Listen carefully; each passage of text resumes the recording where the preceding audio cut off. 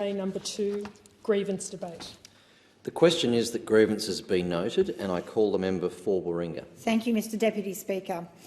I'd like to raise my grievance with the government's planned investment of $1.5 billion in the Middle Arm development in the Northern Territory, previously described as a new gas centre, but now conveniently described by government as a sustainable development precinct.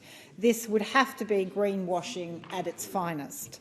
The Middle Arm precinct will be a major manufacturing centre for gas. The precinct is key to the Northern Territory's ambition to develop its massive natural gas reserves in the Beetaloo Basin and offshore.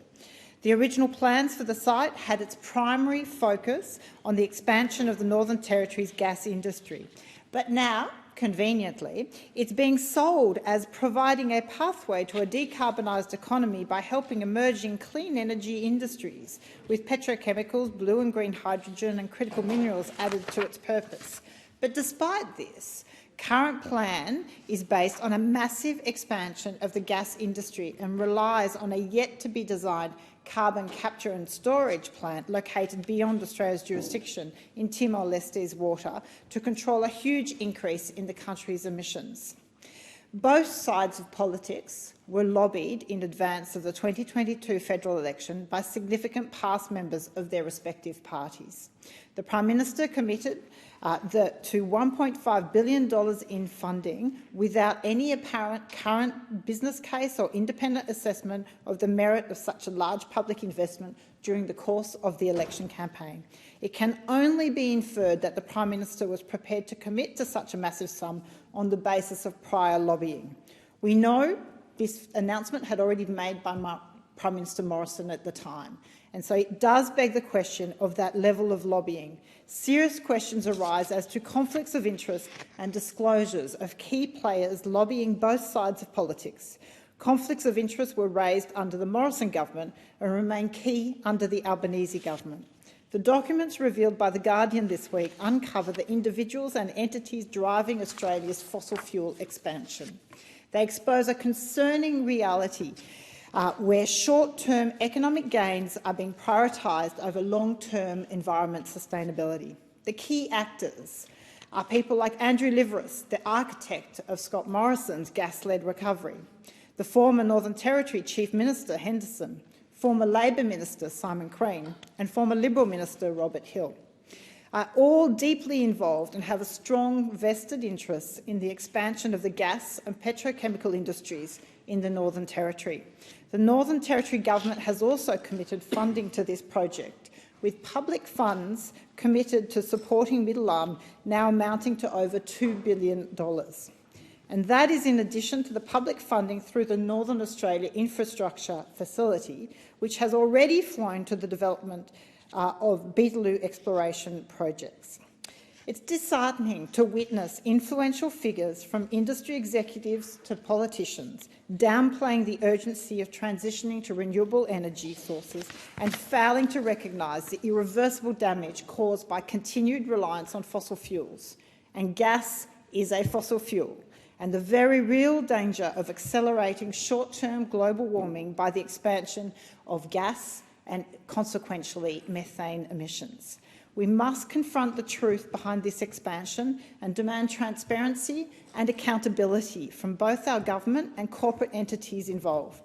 The business case and offsets have not been detailed by the government prior to committing such a substantial amount of public funds.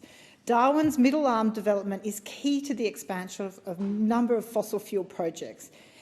The anchor tenant for Middle Arm and documents that have been obtained under Freedom of Information is Tamboran. Tamboran, some may be aware, is the licensee holder for fracking for gas, the Beetaloo Basin. We know that is a methane bomb waiting to happen, to blow out of the water all commitments in terms of emissions reduction and any chance of limiting warming. The emissions from the expansion of the associated fossil fuel projects in the Beetaloo and the Barossa gas fields must be accounted for in the business case. There is just no transparency or arm's-length assessment that have occurred prior to these commitments of substantial amounts of public money. The Reputex estimates that to offset the emissions of Beetaloo alone, right, let's assume for a minute that these projects, this industry, gas, it is a mature technology. We know it makes record profits through its export sales. And so the question around its own financial commitment and viability. So to offset its emissions, Beetaloo alone over a 20-year period would cost upwards of $22 billion. So why is it that we are putting public funds towards assisting these projects in getting up? Public funds should not be going towards these projects. Gas is a mature sector. It is making obscene profits from war and record profits. And now we also have the government offering it a sweetheart deal of 7 years before any royalty is payable on the proposed PRRT. And yet here we are with the public purse proposing to pay $1.5 billion towards its key infrastructure. Middle Arm, do not have any doubt about this, Middle Arm is the key element to unlock the Beetaloo Basin. Because without it, without the public purse coming to build this infrastructure, Beetaloo Basin would not want to invest their own money. They would not do it. So I call on the federal and the government and the Northern Territory governments to disclose all the lobbying and conflicts of interest declared in relation to this reckless project and urgently disclose the business case, assessment and arm's length consideration prior to committing such large amounts that was undertaken by the government prior to undertaking such large amounts of public funding to fossil fuels. In fact, I note that the Minister for Resources was asked in the House some weeks ago around whether Middle Arm would be for gas, and she indicated that that was not the primary attention. And yet the documents that come out in Freedom of Information show the anchor tenant is the export of gas from the Beetaloo Basin for Tamboran.